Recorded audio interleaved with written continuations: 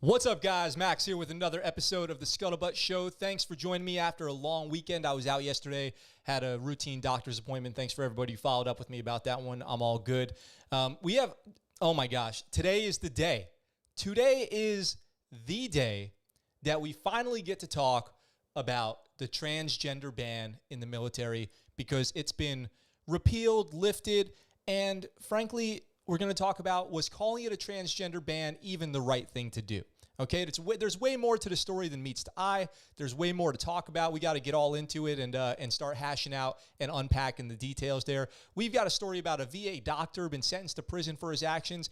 We got a story about the Taliban. We're going to follow up on a couple stories regarding special operations. Two, in fact. We've got one about coming out of Fort Bliss that I need to follow up on some more and get some more information, but it's totally insane. So what's up to everybody in the chat? What's up, Justin? What's up, Earl? What's up, Blue Line? Thanks, guys, for being here. I don't see any reason to delay much longer except to say I'm excited for this week. We hit 800 subscribers on YouTube. We hit over 800 subscribers on Instagram because I think some people thought I meant Instagram. So I was getting like 4 accounts from the same person following me on Instagram, which was awesome. What's up, Scotty? Welcome to the chat. So we have a lot to talk about. We have a lot to unpack, a lot to go over. And as always, we're going to be running out of time before we even know what's happening. So let's get right into the first story here because this one hits close to home.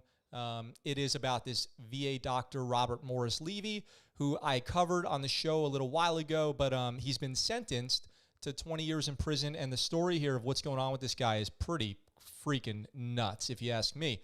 So you see him on the screen here. He looks pretty much like a train wreck mixed with a plane crash and a bottle of, Mad Dog 2020. And that might be what it actually is because look here. We got a former pathologist at an Arkansas Veterans Hospital has been sentenced to 20 years. That's a long time in federal prison after pleading guilty last year to involuntary manslaughter. This guy killed people. In the death of a patient he misdiagnosed, Robert Morris Levy of Fayetteville was sentenced Friday in federal court. Now, I have reported on this guy before, so if you remember this story, it's pretty out of control with, drugs, alcohol, negligence, malpractice, the whole nine. If you guys want to know a really crazy story of what's possible in the medical world as far as what can go wrong and why you should trust but verify with your doctors of the kind of treatment that you're getting, listen to a podcast called Dr. Death. My wife got me on this one. We listened to it on a long car ride. First of all, extraordinarily well produced. It's one of those, it's like Making a Murderer where every episode ends and you want to click the next one to get started. But it's important to know that these types of things are possible because if you just go blindly trusting, someone because they're a doctor and not following up, not asking questions, who knows where you might end up, especially if you're a veteran and you're in the VA system. And we have covered many stories as to how that can go for you, especially with exposure to toxic elements, unclean, unhealthy climates, things like that. So Levy diagnosed the patient with lymphoma when the patient actually had small cell carcinoma. So those are two types of malignant cancers that this person would have had. But that would have been a mistake, maybe malpractice, but it gets worse because Levy falsified the patient's medical record to state that the second pathologist agreed with his diagnosis, and the patient died. So he misdiagnosed. It looks like he misdiagnosed the patient, and then in an attempt to make it seem like anybody could have made this mistake, or maybe that it was a proper, pathology report, he commits fraud by saying another pathologist agreed with him. And the patient died. Imagine being the patient or the family. I'd be out for justice, I'll tell you that. So he says, Levy says, I'm angry with myself and it just penetrates the surface of how I became this man. My plan going forward is to continue the alcohol rehabilitation community to get the best long-term therapeutic strategy. Basically, he's saying he's going to go to like AA in prison, but he is going to prison for 20 years. Maybe this will be a story of, he takes this horrible thing that happened and turns it into somehow, giving some good back to the world, but you can't bring this person back or one of the thousands of other patients he misdiagnosed. So Levy also pleaded guilty to 1 count of mail fraud for receiving 2-methyl-2-butanol, a chemical that he used to intoxicate himself, but the standard drug and alcohol screens don't test for. So I remember this. He was taking drugs that were like a concoction that's not detectable on drug tests. He was mixing out with alcohol, coming to work drunk, and just, treating patients at the VA healthcare system in the Ozarks. VA officials have said that outside pathologists reviewed nearly 34,000 cases handled by Levy and found more than 3,000 errors or misdiagnoses dating back to 2005. Levy has acknowledged that he once showed up to work at the VA healthcare system drunk in 2016, but denied he had worked while impaired, although I personally find that a little bit hard to believe. And he has been going to rehab and trying to get sober and doing random drug testing, but the damage is done. And the sentence has been handed down, and he's going to prison. So what do you guys think? Do you think he deserves 20 years for what he did? If I do some quick math here, in 13 years, he handled 34,000 cases, which means he was doing about 3,000 cases a day, or 3,000 cases a year, or about 8 per day. So 8 cases a day he's reviewing as a pathologist, and that's if you include 365 days a year. Of course, he's going to have weekends off. He's going to have holidays off. He's going to be working some weekends probably on call or whatever. So he's probably working more like 250 days a year. So he's probably doing 15 cases a day.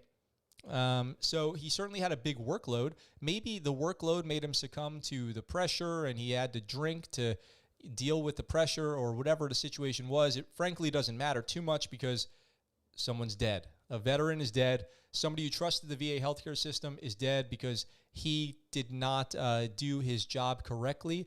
And frankly, what I think is the crime here, more than, the obvious crime, but I think what, the bad choice that he made was he should have known he was not able to do his job any longer, and he didn't tell anybody.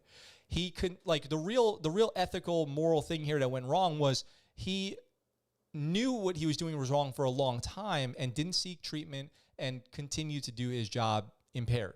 And I think that's what really went wrong here. If we could have a teachable moment, it would be, if you feel like you're not doing your job correctly anymore because you have a drug or alcohol problem, have the honor, courage, and commitment to walk away and admit that you need help and go seek counseling or whatever it is before you cost somebody else their life. And that applies to any job in the military because, as you know, we trust each other and our ability to do our job correctly in life and death situations every day, and you certainly can't do that drunk or high. So that's that story. I thought that was pretty crazy. Let's see. Justin says, they don't do random breathalyzers getting to work at the hospital like they do at other quarterdecks. I don't think so, especially not for civilians. Like at the VA hospital, that's an all-civilian office, right? So the VA hospital is run by civilians. It's a civilian department. They have civilian doctors. Maybe military doctors volunteer or moonlight there, but it's all civilian ran. So he may have gotten a 20-year sentence, but the family he affected got a life sentence from Scotty. That's always the case when, you're talking about manslaughter, which we have another manslaughter case we're going to talk about here, and it's a follow-up. But, it's difficult because, that's why I say, and I don't know if this is a completely flushed out idea, but I always say, juries should determine guilt and victims should determine sentencing, because there's plenty of victims out there who, would love to give leniency to the people who've given them, who've harmed them. And there's plenty out there who would love to see them put away for life after a heinous crime like rape, murder, manslaughter, battery leading to somebody being paralyzed or brain damage or something like that, So I don't know. I sit and think about that sometimes if I really believe that, but it's definitely true that if you are in a, let's say, DUI, manslaughter DUI or something like that, and you get, 10 years, 15 years, it doesn't change the fact that somebody lost their life and the family has to live with that for the rest of theirs. And it's not like your quality of life is ever going to be great after you do a felony prison sentence or something like that for 15 years. It's tough to come back from that. So we've got, this next story is deeply personal to me. Deeply personal. I read this and I was like, man, I've been there. I've been this person, and it was extraordinarily difficult, and I can put myself in the shoes of the people who are out there involved in this, and it is rough. And it's really an I told you so moment. So I'm teasing this probably way too long. Let's get right to the story here. You guys have heard me talk about it before. Detainee operations, working with detained personnel. So Stars and Stripes reports here. I can't believe I have to read this out loud and act like I'm surprised, is Taliban prisoners released under peace deal arrested after rejoining the fight, officials say. So Taliban prisoners released under peace deal, which was part of the probably the ceasefire, the peace talks that have been happening between the Taliban, the United States, and Afghanistan. So what they show here is Taliban prisoners lined up at Bagram prison before being released on May 26, 2020, is the picture that you're seeing here. And this looks exactly like how you would find people dressed in Afghanistan, especially if they were detainees. Coming out of detention, they would have their one outfit, their robes, and their I forget what the name of their prayer cap is. I guess prayer cap's a fine term for it. But they're being released back into Afghanistan on maybe their own competency, which I'll tell you my personal thoughts on in a minute, and it's probably going to get pretty heated. Hundreds of Taliban prisoners released under last year's U.S.-Taliban peace deal have been arrested after returning to the battlefield. The Afghan military expects the insurgents to intensify attacks as the year progresses. National Security Advisor Hamdullah Mohib, there you go, first name of the day, that I probably totally messed up, also told reporters Sunday, we have recaptured 600 of the freed individuals because they were fighting alongside the Taliban, even though they promised they would not fight again. Even though they promised? How can that be? Other released prisoners were involved in making car bombs and planning attacks on security forces, Mohib said, citing intelligence reports. Over 5,000 Taliban prisoners were released last year in exchange for 1,000 Afghan security force personnel captured by the guerrillas. The prisoner exchange, which was part of the U.S.-Taliban deal struck last February, was a precursor for the ongoing peace talks between insurgents and the Afghan government. Let me stop here for a minute before I finish the article and just kind of go right into my thoughts on this. Let me address the camera really quick. Let me talk right to you guys. Let me tell you, and I am not bullshitting you, I have been there personally. I have been there at the gate letting Taliban fighters out into Afghanistan from the detention center who have looked me right in the face, spit in my face, and then said first chance they get, they're going to kill Americans. I've been there. I've done that. And then I let them go. Okay? I've done that job. Now, that was in 2009 when I was in Afghanistan doing my detainee ops deployment. Part of the reason why I said that was the hardest deployment I've ever done, it's just one of the many reasons. Frankly, it's a no-duh, like, told you so moment where you can't expect these people to change just after being detained. It probably makes them worse. Now, I understand this particular prisoner release was part of a prisoner exchange, but I'm telling you from my own personal experience, we have released detainees for one reason or another, due process, and I'll just leave it there, back into Afghanistan, who didn't swear they weren't going to fight again, swore they would, and just let them right back out. It's extraordinarily difficult to put into words what that moment feels like being there.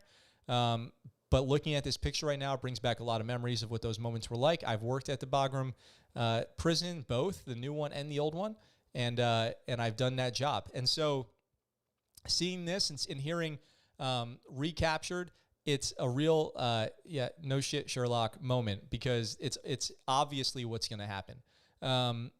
And so let me go back to the article here and kind of finish what the story is. The Kabul government, which did not participate in talks leading up to the agreement, was initially hesitant to free the prisoners. Smart of them. By the way, the Afghani prison on Bagram was turned over to Afghanis completely in 2011, I believe. So it was completely ran by Afghans without American bilateral assistance.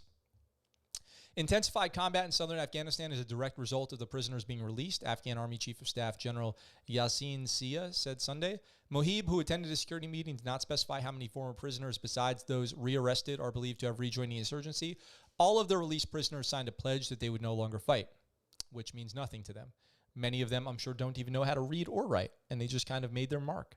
It's very, very, very common to have people detained who are, they're Taliban, but they have been totally influenced by the leadership of the Taliban, who will roll through, grab a bunch of villagers, tell them a bunch of lies about what's going on in the world and what's going on with America, and then just tell them to go fight and inspire them that the Taliban is this great organization that they must join. And alternatively, there's a lot of Taliban out there who have had their hand forced through violence, threats of death, kidnapping family, saying that they'll kill your family if they don't attack Americans. All of that's out there too. And then there's some diehard, Taliban members, supporters, sympathizers who will go out there and fight just because they believe in that cause. And you have, I'm sure, a mix here. 600 have been recaptured. Only about 40 of the men are back in government custody, and most of those were seized during raids on their homes and are innocent. So I think what he's saying here, Taliban officials insist none of the former detainees have returned to combat and rejected the claim that 600 have been recaptured. Only about 40 of the men are back in government custody, and most of those seized during raids on their homes are innocent. So that's a spokesman from the Taliban who gave that message to Stars and Stripes. So I would just say take that with a grain of salt when you're getting your information from the Taliban about their own troops, their own combatants is probably, and I'm going to say 100% BS. Insurgents have continued to conduct attacks across Afghanistan despite the agreement with the U.S., the start of peace talks with the government in September, and repeated calls for ceasefire from Washington and Kabul. So it is pretty obvious that they are. I'm going to tell you 100% there are captured detainees that we release back, or that Afghanistan is releasing back. We're just going to go fight again. There's no question. It's not even a debate. It's just a fact of the matter. As far as I am concerned, as far as you should be concerned, if you trust my word for anything. So, a quick update on a couple things here. You guys have been quiet in the chat. I'd love to see some more comments and questions about what you guys think about this, but I have to get through these next stories by the half hour here so I can talk about the transgender law reversal. Now, we just have reported on the death of Logan Melgar, the Green Beret in Africa who was strangled to death in some kind of confusing event that everyone pleaded guilty to for a plea deal to get a lesser sentence. So Christian says, wait, information from the Taliban isn't reliable? Yeah, would you believe it, that it might not be? So the SEAL who killed or was involved in the death of Logan Melgar was sentenced to 10 years. So a Navy SEAL who pleaded guilty to involuntary manslaughter in the hazing death of Green Beret Staff Sergeant while deployed to Africa has been sentenced to 10 years in prison, forfeiture of pay, reduction to E1, and dishonorable discharge. Forfeiture of pay is almost like a formality, but reduction to E1 and dishonorable discharge is really, really bad. Famously, you probably have heard if you get a dishonorable discharge, you can't even get a job at McDonald's. Well, it's really true. It's one of the risks you take when joining the military is if you somehow manage to blow that bad enough to get a dishonorable discharge, your life is going to suck. So Chief Special Warfare Operator Tony Dadoff, who we talked about in depth on an episode a couple weeks ago, pled guilty earlier this month rather than going to trial out of that plea deal, and he was given 10 years. How long of that 10 years he'll serve, we don't know yet. If there's any parole information, I don't see any of that on here. Now, there's one person left here, Gunnery Sergeant Mario Madera Rodriguez. He's scheduled to be tried on February 1st, facing felony murder charges along with conspiracy, obstruction of justice, assault, hazing, and burglary. He could face a life sentence. Now, what's interesting about him going to trial rather than accepting a plea deal is we have no idea what facts are going to come out at that trial.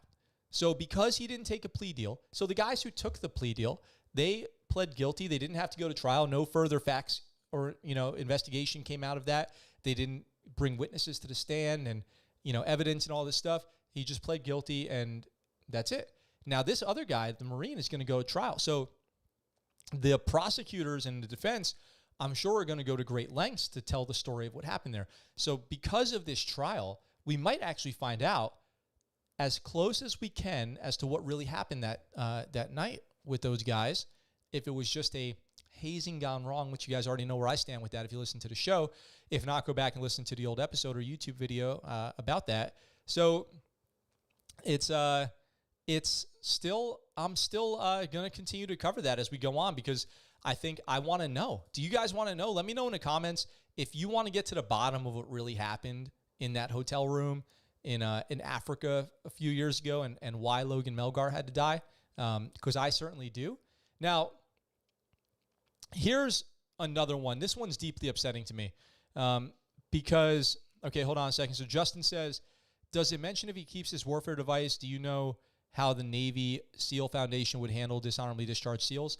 He'll probably lose his trident, but I don't think that just because he's dishonorably discharged or has faced court-martial, that is the cause for him to lose his trident. I still believe his trident needs to be removed by Naval Special Warfare. They have to remove his NEC, basically, right? So, like, correct me if I'm wrong. If anybody in the chat knows better than this, correct me if I'm wrong, but losing your trident means you would have your NEC revoked. So your NEC can get revoked for any number of reasons. Obviously, there's a broad spectrum, but if he gets his NEC revoked by the community, right, by Naval Special Warfare Group or Naval Special Warfare Center, then yeah, he would lose his trident for that, and he would probably have to face a trident review. He would probably not have to face a trident review board. They would probably just do it. My imagination tells me they would do it, but we'll see, I guess. And if I find out any more about that, or if anybody can correct me in the chat, let me know. So yes, I will continue to follow that story as the trial starts next week. That's quite interesting. Maybe I can C-SPAN it for you guys and live stream the trial. We'll see. It's like some OJ shit over here. So look, about a year ago, almost a year ago, we did a podcast with a guy named Aaron Vanderbeck. Aaron Vanderbeck was a MARSOC raider who got out of the Marines. That's their Marine Special Operations Command team title, Raiders. And they're a very new community, and they've been plagued with judicial issues, disciplinary issues, good order and discipline type stuff. But a lot of that's been not that the members have been doing wrong. It's that the chain of command has been, screwing people over. In a lot of instances, there's been MARSOC raiders who faced unjust punishment. There's a history of this. We talked about it on the podcast. I recommend you go listen to that whole thing. I'm not going to go dive back into it. But he came on the show to talk about the MARSOC 3. 3 Marine raiders who were facing charges of manslaughter over an event in northern Iraq in 2017, I believe. Maybe 2018. Let me verify the date on that. It's been a couple of years now. But it is pretty bogus. It's been debunked as far as, what they've been accused of versus what their story is by video evidence. And they're still facing trial, even though the theory was that the current general in charge of MARSOC, who was General Yoon, I believe, was transferring out of MARSOC, and that this would kind of fizzle after his departure, but it seems like it has not. And so they're about to go to trial. So here's a little update on the MARSOC 3, who are about to go on trial at Camp Lejeune. 2 Marine Raiders and a Navy corpsman from 3rd Marine Raider Battalion facing charges that include involuntary manslaughter and negligent homicide have new trial dates, and that's coming out of Comstrat. It says the news of the trial dates was reported to the UAP, the United American Patriots, who Aaron Vanderbeck was partnering with in his ride across the country to raise awareness about this. UAP is a nonprofit who raises awareness about service members who have been locked up for crimes in the capacity of war crimes generally, who they believe have been wrongly imprisoned or wrongly charged. So UAP called the case one of the biggest military injustices in modern American history. First reported on January 1st that the trials for the MARSOC 3 scheduled for 2020 are now on tap for March and April of this year. The charges, which include obstruction of justice and violating orders, stem from an incident that occurred at a club in Iraq in the early morning hours of New Year's Day 2019. So this happened in 2018, 2019, like January 1st, when a physical altercation allegedly instigated by an inebriated defense contractor ended in a one-punch blow from a Marine that rendered the contractor unconscious. According to a report from Todd South of Marine Corps Times, the punch landed by the Marine intended to defend his fellow Marine led to eventual death of the contractor, identified as Rick Anthony Rodriguez, a former Army Special Forces soldier. Citing information from the trial's preliminary hearing, per one of the Marines' attorneys, South wrote that the MARSOC 3 took Rodriguez back to their base following the blow to ensure he was all right. Later that morning, Rodriguez was taken to a medical facility, but he could not be resuscitated. Gunnery Sergeant Joshua Negron Gunnery Sergeant Daniel Dreyer and Chief Petty Officer Eric Gilmet are the 3 U.S. service members facing charges. Negron has been identified as the one who landed the knockout punch, according to Marine Corps Times and MARSOC. So they don't dispute that this happened, and the video shows that the contractor was the first one to initiate the fight and kind of wouldn't leave these guys alone. Then they take him back to the base. They try to they stand a watch with him to make sure he's okay.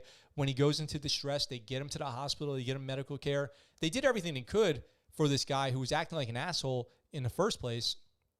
So UAP is showing their support for this team, the MARSOC 3, to try to get them some awareness raised and get them some support legally and financially to defend themselves. So according to the UAP, the MARSOC commander, Major General Daniel Yu, removed the 3 from their positions and suspended their security clearances, special duty pays, and promotions. Gilmet's court-martial, who's the sailor, is March 1 through 19. Dreyer and Negron's is April 6th to 30th, both at Camp Lejeune. Overseeing the cases is a military judge detailed to each of the cases by the senior judge of the Eastern Judicial Circuit of the Navy Marine Corps Trial Judiciary and Court-Martial panel members, which is a jury. A feature documentary called MARSOC 3, The Journey of Innocence, is reportedly in the making, so I will keep you guys up to date if I get any news on the documentary, but I'm following this story closely. I've been following it for the last year, and if I hear anything, you'll be the first to know on the ScuttleButt Show. Hey, Syfy, what's up? Skills, what's up? Scotty, thanks for the feedback. That only a council of SEALs can remove your trident. He's most likely going to lose it. So that would be a trident review board, right? That's what that's called. But am I right that that means he would lose his NEC, and that's why he loses his pin, right? They go hand in hand. You get the SEAL trident when you get the NEC for special operator, and then if you lose that, you lose your rate, you lose your pin, and you lose your NECs. And they kind of go. It's kind of like the back side. It's like the front end is the pin, the back end is the NEC coding and all that stuff that the Navy actually puts in your service record and stuff. Thank you. Okay, so cool. So Syfy says, I definitely want to hear more about that Raider story. Yeah, we're definitely going to talk more about it. If you want to know more about the MARSOC 3, go check out our YouTube channel or podcast and look up our episode with Aaron Vanderbeck. And it's called Aaron Vanderbeck, the MARSOC 3. Look that up and you'll find the whole story. I don't have time to go into it today. Syfy, go look up the podcast, and I'd love to hear what you think after watching. You can watch it on YouTube. You can listen to it on any streaming podcast site. So really quick, we're pretty much on schedule here because we're going to spend a lot of time talking about the transgender thing. I have a lot of thoughts on it, and I've been waiting to talk about it. I'm excited to talk about it. We have some news. We have some traction. Changes are happening, and I'm excited to give you guys my thoughts. You might be surprised what I think. Fort Bliss soldier. Here's just an interesting one. You know I love to report when a crazy military criminal minds type story comes out of the Army, right? So Fort Bliss soldier charged with 2 counts of murder and laundry list of other offenses. More than a dozen charges against this guy. So I don't have much more information than this, but I just want to get this one out there so I can keep covering it. A Fort Bliss soldier's court-martial begins on Monday for a laundry list of offenses, including 2 counts of murder and 8 counts of assault. PFC Luis A. Morales Sanchez, 24, has been charged with 2 counts of murder, 8 counts of assault, 2 counts of wrongful use, possession of a controlled substance, 4 counts of willfully disobeying a superior officer, 2 counts of obstructing justice, 2 counts of attempting to violate a military protective order, 1 count of making a false statement, 1 count of stalking, 1 count of reckless endangerment, and 2 counts of adultery. Can you say PFC Tony Montana instead? This dude's straight Scarface over here in the Army. The soldier was arraigned before a military judge in June. Former Division Commander Brigadier General Matthew Eichberg personally ordered the referral of charges against Morales Sanchez to a general court-martial in May 2020. General court-martial being the highest level of court-martial, by the way. You might think it's special court-martial or something like that, but a general court-martial is the highest level of court-martial one can be subjected to, including that's where you can get sentences like death penalty and life in prison. Morales Sanchez's attorney was not immediately available for comment. Lieutenant Colonel Allie Payne, who I feel like we've read her name as a representative, as a spokesperson before, said the charge sheet detailing Morales Sanchez's alleged offenses was not yet available for public release.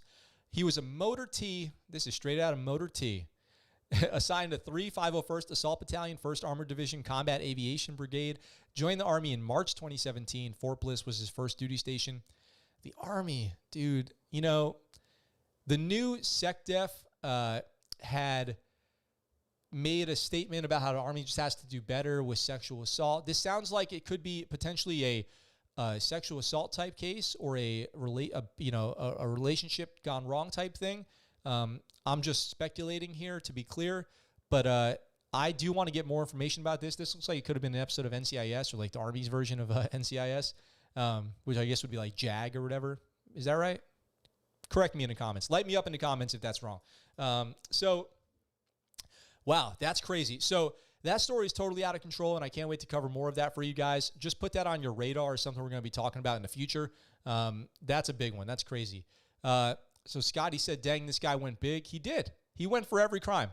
You know, if you're going to do murder, if murder's on your list of crimes, you might as well do every other crime too, because you've already done the worst one. So you might as well just, murder and then just run the gamut. Do every crime. Sifey says, man had fun. Yeah, he did. I can't wait to see more about this. That's crazy. Sifey says he took the assault battalion to a different, that's fucked up, dude. Sifey says he took the assault battalion to a whole different level. Look, this story is a tragedy for somebody. It's nothing to joke about. So I do want to be serious about the fact that there's some, major tragedy for a lot of families out there. There's a lot of victims. So I'm always on the side of the victim. There's 2 counts of murder here. So there's 2 people killed. So without further information, it's hard to get too serious about what's going on here without more information.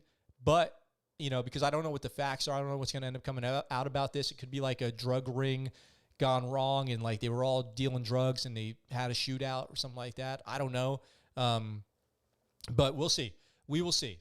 It's fine to, No, it's fine. It's fine to joke. It doesn't seem disrespectful. I know we joke on the show a lot, but I just want you guys to know, to remember that with each of these stories about somebody getting killed, somebody getting sexually assaulted, stalked, all this stuff, there are victims out there too, right? So it's important not to lose sight of the fact that there are victims to these stories. We cover them on the news.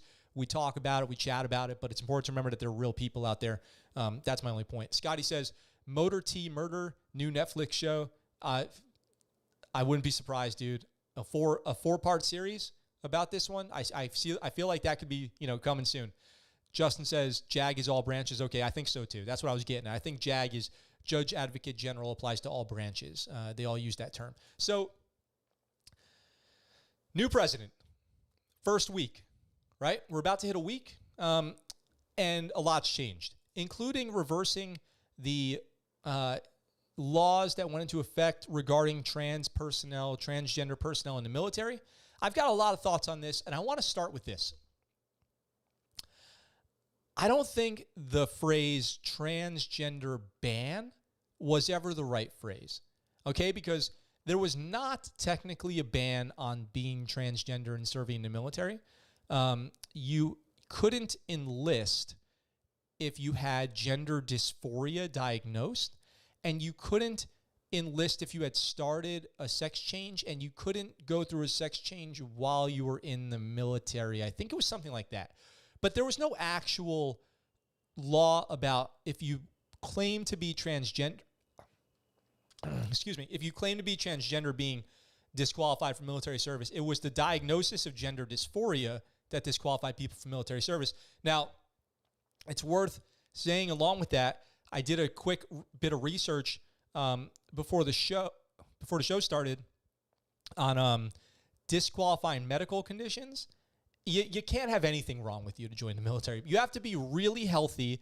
Anything medically diagnosed that you join the military with has to get a waiver, and some things are disqualifying, including almost like every mental health disorder. And I've talked about this before on the show about how my whole enlistment process got held up because when I was a kid, my parents took me to a divorce counselor when they got divorced, and 10 years later, we had to track down this therapist who thankfully was still available to make a statement saying that I was like mentally fit to join the military.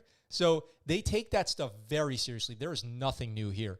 And so let's cover this article from Task and Purpose really quick. And I'm going to get into all the different things that I think about transgender service members and where I stand with this. And I want to hear from you guys too. So let me know in the comments where you stand. I'd like to hear thoughtfully crafted positions, okay? No, yes, I'd like to hear more than that, okay? Give me more than that. Give me what you really think. So Biden drops Trump-era ban on transgender troops. President Joe Biden has made good on his promise to end the Pentagon's ban on certain transgender individuals joining the military. Biden issued an executive order on Monday that reverses the Defense Department's transgender policy. This had prevented people with the diagnosis of gender dysphoria from becoming enlisted service members or officers unless they had been medically stable for 36 months and had not begun medical treatments to transition to a new gender. So it's way oversimplifying it to call it a transgender ban. President Biden believes that gender identity should not be a bar to military service and that America's strength is founded on diversity. That's a statement out of the White House. This question of how to enable all qualified Americans to serve in the military is easily answered by recognizing our core values. America is stronger at home and around the world when it is inclusive. The military is no exception. Allowing all qualified Americans to serve their country in uniform is better for the military and better for the country because an inclusive force is more effective force. Simply put, it's the right thing to do and is in our national interest. During his January 19th confirmation hearing, Defense Secretary Lloyd Austin, who we've covered on the show a bunch of times, said he supports Biden's intention to overturn the transgender ban. He said, I truly believe, speaking to a senator, that, as I said in my opening statement, that if you are fit and you're qualified to serve and you can maintain the standards, you should be allowed to serve. In anticipation of Biden's announcement, an advocacy group for gay, lesbian, and transgender service members issued a statement on Monday praising the president's executive order. Reversing this ban is a victory for all Americans. Air Force Lieutenant Colonel Bree Fram, Vice President of Service Members, Partners, Allies for Respect and Tolerance for All, said in a statement, President Biden has been given the gift of opportunity to thousands of individuals who will use it to serve the country they love. Okay, let me take a break here for a second and talk to you guys.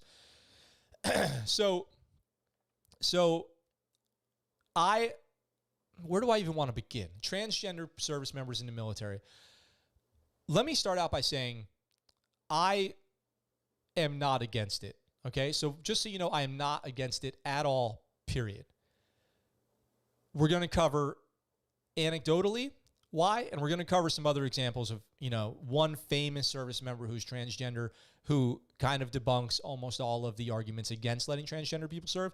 But the idea that what a psychiatrist or psychologist, mental health professional would describe as a mental health condition being something that you would have to get a waiver for or that could be disqualifying for military service is not outrageous by any means. It's the standard. It's normal. The question should be, if we're going to say that gender dysphoria is not disqualifying, we should take a look at, is gender dysphoria a mental health condition at all? Or is it just a normal way to be, like being like an emotional type thing, Is it an acceptable, normal way to think and feel, or is it a mental health condition? Because currently it's a condition. You get diagnosed with it. Part of the process of changing genders is being diagnosed gender dysphoric, if that's the right way to phrase that. Oh my God. Hang on a second here, you guys, before I get back to this. Somebody named Thank You has donated $25. Hang on, I'm stunned. I got to take this, sit with it for a second. $25. Wow, thank you. That means a lot to me. That's going to go right back to making the show the best military YouTube channel that exists on the internet today. And I appreciate that so much. That means the world to me. I hope that I continue to do a good job and keep you watching and get you engaged in the chat here. Wow. I'm very humbled by that, and I appreciate it. And thank you. That means a whole lot to me. Thank you so much. Okay, but you guys came here to talk about this issue, so let's get back to it. Wow. Okay, so just like when I said about the beard policy and the haircut policy, it's not about policy. It's bigger than policy. We have to take a look at the fundamental issue, not the symptom. Okay, so are we treating this condition correctly, this way people are correctly? Are we viewing it correctly from a global perspective, the way that we treat people, the way that we acknowledge these ways that people feel about themselves? Now, if you can get disqualified from the military, and I just offline emailing somebody last week or 2 weeks ago about when they were a kid, they had been diagnosed with depression, now they're having a hard time joining the military. Maybe they're better now. depression, if you're diagnosed with depression, you have a very, very low likelihood of ever getting accepted into the military. You would have to get waivers. You would have to get statements. You would have to prove that you're good now. It is like, it just flags all these issues. Do I believe that we've kept good people out of the military because of, maybe overly strict regulations regarding who can get in? Yes. Am I 100% sure people lie to join the military to get medical care and surgeries and treatments and all this stuff? Yes. Am I 100% sure people do not disclose medical conditions and things because they just want to get in there and get the health benefits and or maybe just serve? Yes, that happens all the time, you guys. That happens daily, okay? And shocker, are you guys ready for this one? Transgender people have been serving in the military for decades. Maybe, I don't know how far this goes back, but probably since the inception of the United States military, there's been transgender people serving. So this would not be anything new. The only thing is that now people can do it publicly. Think back, not that long ago, don't ask, don't tell was a policy. It just brings me to my knees. Honestly, I could cry right now thinking of all the great service members whose lives we destroyed or that we persecuted because they were gay in the military. It's really cuts deep to me.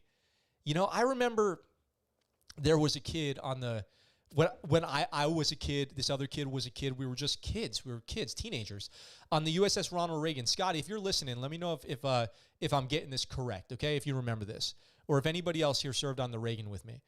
There was a kid, I don't know if he was Hawaiian or what. They called him Special K because his name was like 35 letters long. And it was kind of a jacked up nickname because it was meant to be derogatory because he was gay. And he was very overtly gay, but this was still in the time of don't ask, don't tell. But he would walk around. He was always looking sharp. You know what I'm saying? This guy had style. He had, I believe he would have like some light makeup on. He would just, he was not in the closet, so to speak. I hope I mean to be respectful with all of this, by the way. I am a huge ally supporter of all of this. So if anything I say sounds, offensive or cringe or I'm misusing pronouns or whatever, just let me know in the comments. It's not my intent. So he would get really mistreated. And I remember one day, Special K just kicked some dude's ass. Like somebody was just mouthing off to him about being gay, about being, sweet or whatever, fancy. And this dude just beat the crap out of some other guy. And I think that was the last time anybody ever shit talked him. Or maybe it wasn't, but he was a good dude. And he just Scotty says, yes, remember him, and it was sad, just ragged on him, just like gave him a hard time. And I've seen it happen to so many other people. And there's, a huge population of, gay and lesbian service members. You see them on the ship back when it was don't ask, don't tell. They would be, they would have relationships with, other women, other men. And they still had to live under the shadow of this don't ask, don't tell policy, which was horrible.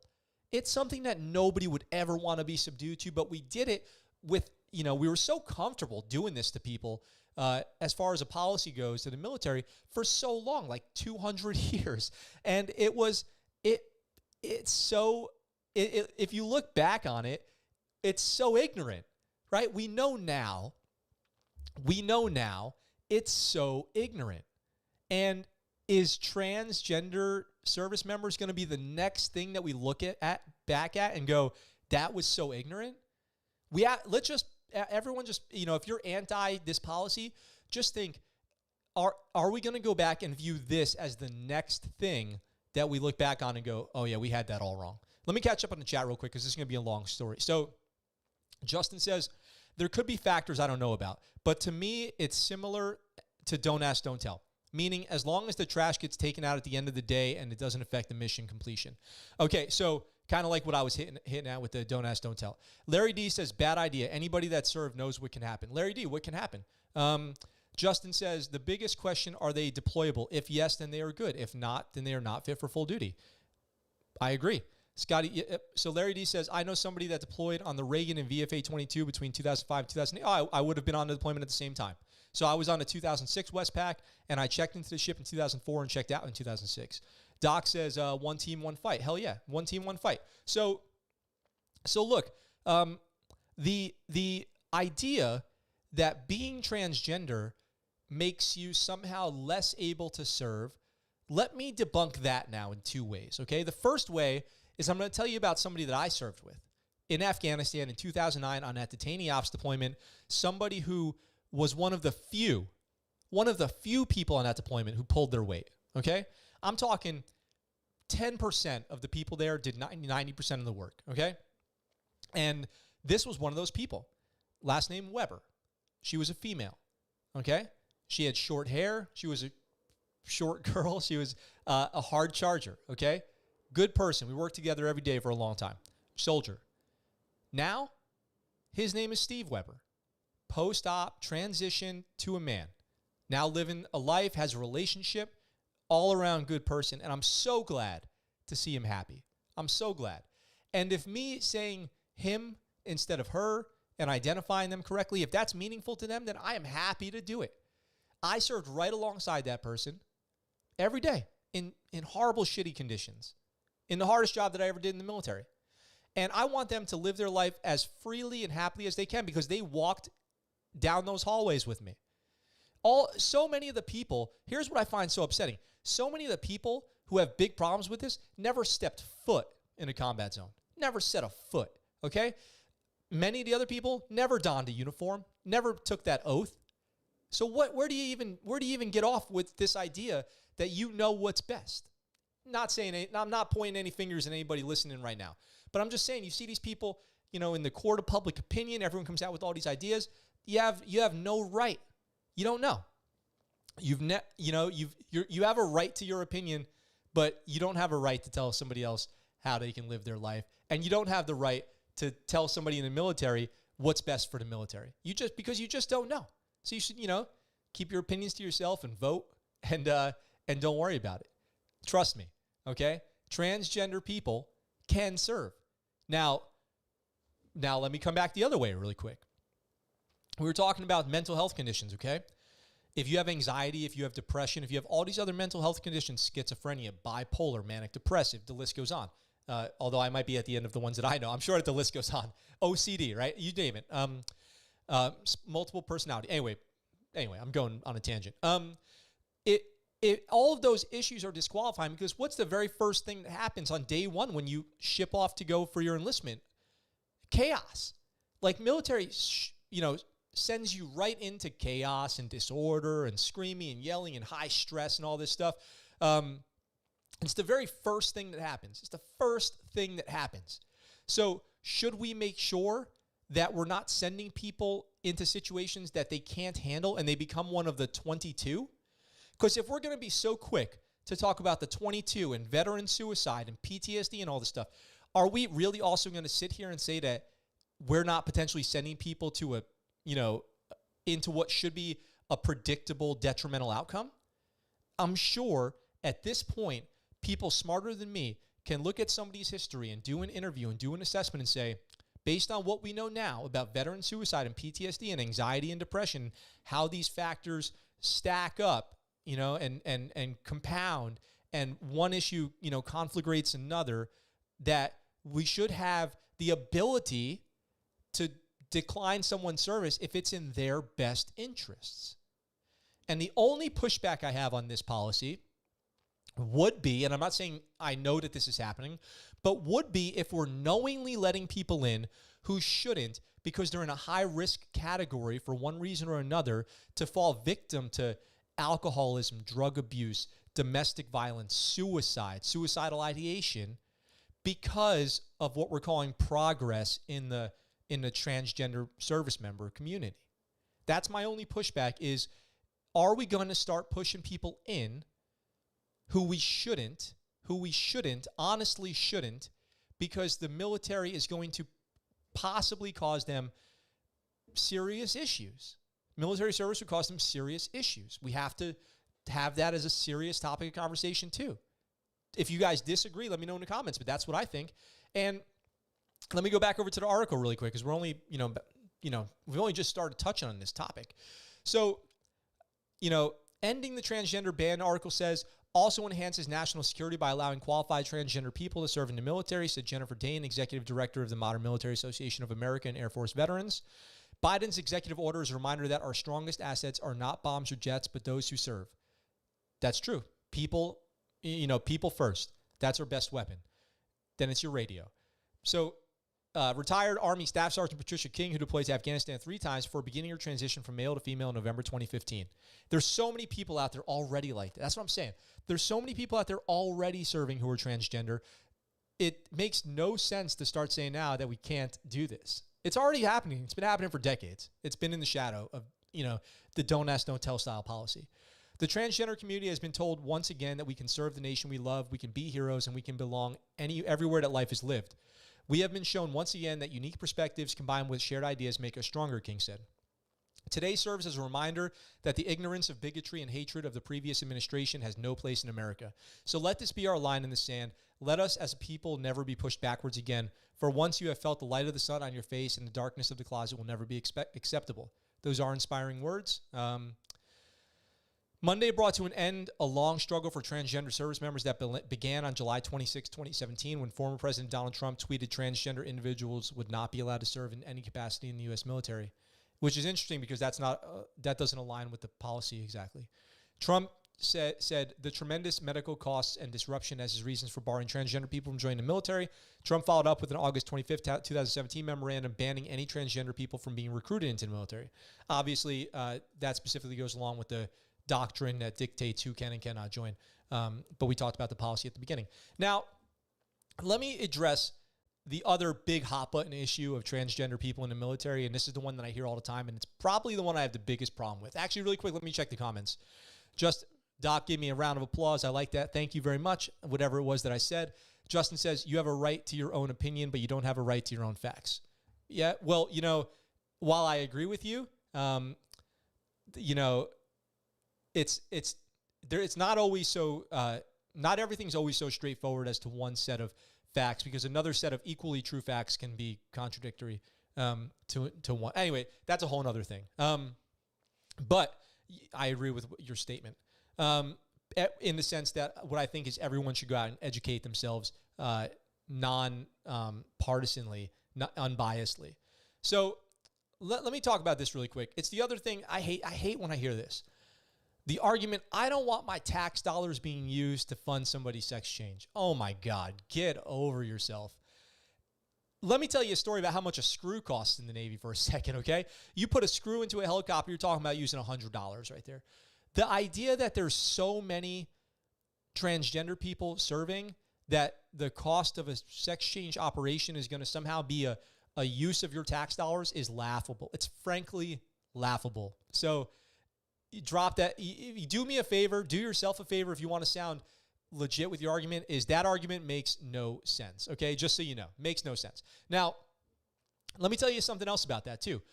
There are a myriad of elective surgeries that service members are already eligible for. I got one. I had PRK surgery. People have, I had my eyes corrected with laser surgery. I had my eyes corrected. I had convalescent leave from that. I had my eyes corrected. That surgery cost $1,000, and I took a week off of work. And you know what? I re-enlisted for 4 years. That's called ObliServe, obligated service. So a lot of these elective surgeries come along with an ObliServe. You either have to have a minimum amount of time left on your contract or be willing to re-enlist for a period of time to meet your ObliServe commitment. So if people want to have gender reassignment surgery, I believe would be the term for the process, and start to finish, a lot of that I'm sure can go with minimum downtime during the process, where they can still go to work or be light limited duty and serve in some capacity, and then ultimately go through that entire procedure, and then maybe owe 4 years back to the military. Extend your enlistment for 4 years, and guess what happens? Guess what happens, folks? If you ObliServe and don't meet the commitment, you owe the military for your surgery. You owe the money back. It's a win-win. It would honestly be better. It would cost less to get. I think it would cost less to give someone gender reassignment surgery than to recruit and train another sailor. especially if then you're going to lose the skills. So if somebody is mentally and physically fit for duty and the only thing that they're looking to change is their gender, and that this is now a common practice thing and that they've gone through the correct channels and doing it the healthy way, it makes the most sense. It's the best bottom line for the military is retention of sailors who are in critical skill sets and then getting them to extend their enlistment instead of having to recruit and train somebody else. As far as if you're a ticker, you know, a bell counter or whatever, you know, what is it, a bean counter? A bean counter up at like Milpers or something like that, this is probably the best bottom line you can hope for. So that whole argument of, I don't want my tax dollars going to pay for somebody's transgender surgery, I am just so sick of that. That argument means nothing to me. I immediately devalue that. That if you come at me with that argument, I have nothing for you, okay? Now, let me catch up on the chat. Larry D says, on my ship, we had 129 men in engineering berthing and someone that identifies as male but is still physically a female that is showering, changing, all in very tight quarters, is going to lead someone doing something regrettable.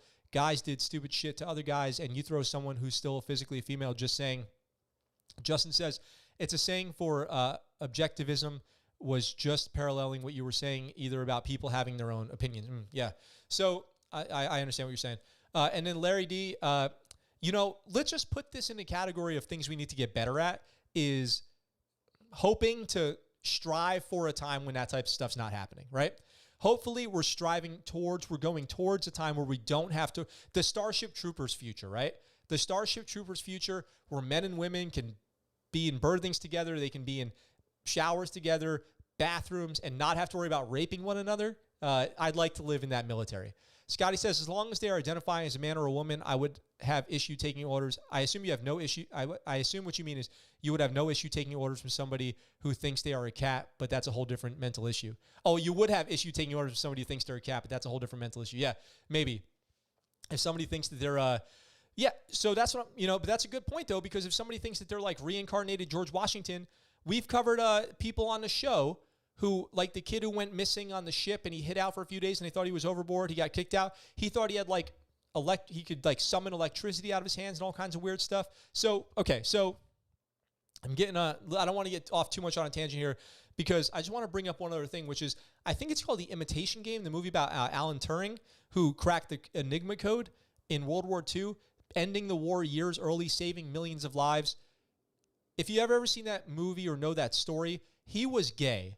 And after saving the fucking world, he gets basically brought up as a criminal for being gay, chemically castrated, and then killed himself. That's how we treated people in World War II. That's how people treated people in World War II. Think about that. This guy saved the world. And then they persecuted him for being gay. We haven't come that far from that, to be honest. We barely repealed Don't Ask, Don't Tell. I hate that. And we can do way better. And if transgender service members are the next, iteration of Don't Ask, Don't Tell, being, backed off and people becoming more aware and we treat people a little bit more fairly who are different than us, I think it was called The Imitation Game. So the guy who cracked the Enigma code in World War II, check that out, Scotty. If this is just the next iteration of that, then I would love to be at the beginning of that, right?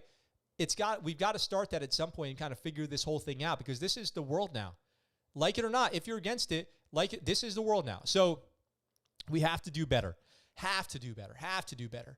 And if this is the beginning of that, then that's great, I think. And like I was saying, if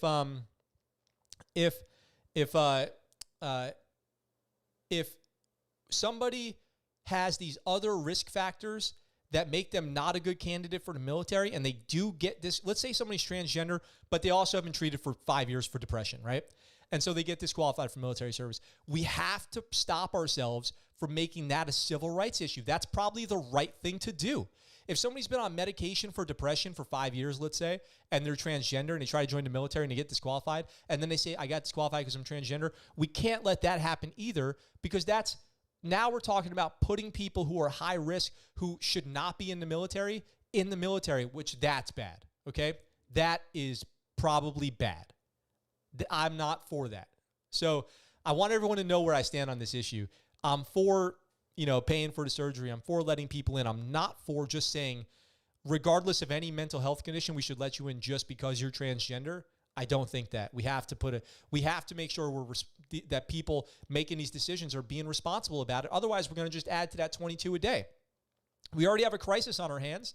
The military already has a mental health crisis, so we have to be careful that we're not putting flames on the fire too. But being biased against people because of their gender is not what we should be doing, or because they, have gender reassignment surgery or something like that. That's not what we should be doing. There's all kinds of plastic surgery, elective surgery, cosmetic surgery that we don't, discriminate, and that just makes people feel more like, the person that they want to be. And so we need to maintain that standard regardless of if you, like it or not. We need to apply that equally to people. So, we're already over an hour on the show, and I do want to get to something else really quick, which is, I need to show you guys two things, okay? I need to show you guys two things. One is the Navy SEAL, Purple Heart, I believe Silver Star recipient, Kristen Beck, who transitioned after the military after retiring as a Navy SEAL, something like 14 deployments, and is now famously, I believe the documentary on her or the book is The Warrior Princess. Correct me if I'm wrong on that. I think it's worth a read for everybody out there to know who this person is.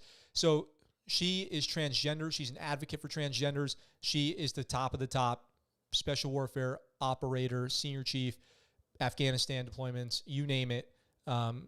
Purple Heart, everything. Warrior Princess, yep. Go check this out.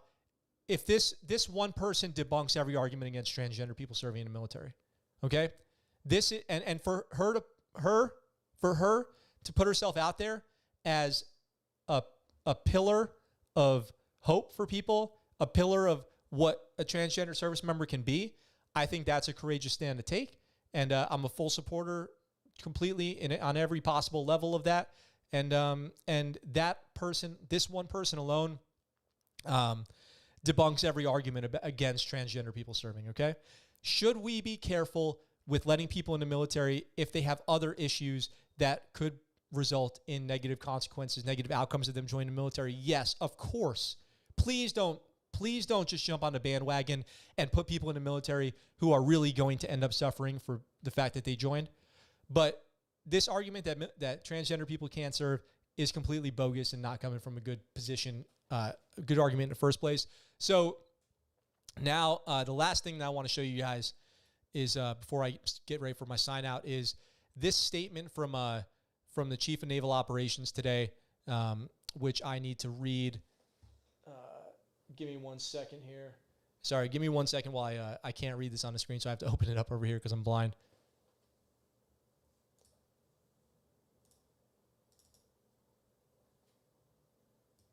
Okay, I know you guys can see it, but I can't see it. So here's a statement from the Chief of Naval Operations on the repeal of the transgender troop rules, and it says this.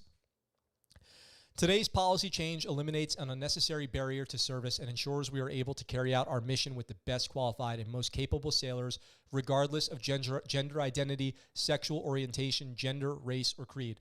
Simply put, all sailors and applicants for accession to the Navy must be treated with dignity and respect. This policy change is the right thing to do and is another step in ensuring that we continue to recruit and retain the best and the most qualified people. I'm absolutely confident in the ability of all sailors, active and reserve, uniform and civilian, to implement this policy in a manner that both protects the readiness of the force and also upholds values cherished by our service. We will continue to work closely with the Office of the Secretary of Defense to implement the new guidance provided by the Commander-in-Chief on transgender individuals serving in the military. So, with that being said, there will be more to come. There will be more news on this, on transgender people in the military, but I hope you guys understand my position now. And let me know what you think about it. Do you think that I'm on the right track, or do you think that I'm way off? I'd love to hear your thoughts in the comments down below. As always, if you guys want to support this channel, the Patreon link is in the description down below. That's the best way to become a monthly contributor. If you join as an elite patron on your second month, you're going to get a free t-shirt, and it comes with a bunch of other benefits as well. If you want to support in another way, not financially, just invite people. Invite people to watch the show. I would love to, I love when the chat's popping off. I love talking to you guys and answering questions and responding to your feedback. So that would be a great way to do it too. So let me catch up on the chat really quick before we sign out.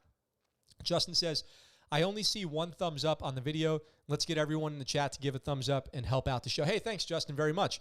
Larry D says, the problem with these social engineering policies is they will back and forth depending on who's in the White House. Well, Larry, one thing about that is nobody tried to repeal Don't Ask, Don't Tell. So, nobody tried to repeal the repeal of Don't Ask, Don't Tell, I should say. So we are making progress slow and steady, right? So let's think about the 50-year plan, the 100-year plan, okay? We have to really think about, it's not the world we have now, it's the world we're leaving for the next generation, right? So I hope that this is a step, as it's like watching a stock, okay? If you guys ever played the stocks, if you guys watch the stocks, they go like this. They go up a little bit, then they go down. Then they go up a little bit more, then they go down maybe a lot, then they go up like this, then they go down. Anyway, what I'm trying to say is in a year or two, the trend is a straight line up, okay? I know I just did down, hang on. The trend ends up being a straight line up. If you just go by the peaks, we're always going up, okay? And that's the idea of how we should move our world forward. The little part of the world that I can affect and a little part of the world you can affect, are you making the trend go up or are you one of the valleys? Ask yourself that when you go outside today and when you interact with people. Are you an up peak or are you a valley? Okay? That's how I like to go approach things, even though I just came up with that right now. I'm always thinking, am I helping or am I hurting? Am I helping or am I hurting? Did I do anything to make the world a better place today? So with that being said, I see likes pouring in, so I appreciate that, you guys. $25 donation today. I can't believe it. That means so much to me, you guys. You being here in the chat means so much to me. I love it. Thank you. This is only the beginning of this week. We got 3 more shows this week to do. So, and stand by because I might just appear. You might get a notification on your phone that I'm live. I'm going to be doing some studio renovations this week. So check out the Patreon for that to get big updates on what's going on with the studio. And with that, I thank you guys for being here. Email me at thescuttlebutt@gmail.com. Find me on all the social medias. Tell me what you think about the transgender military policy. I would love to hear it. With that being said, you guys, I am out for now.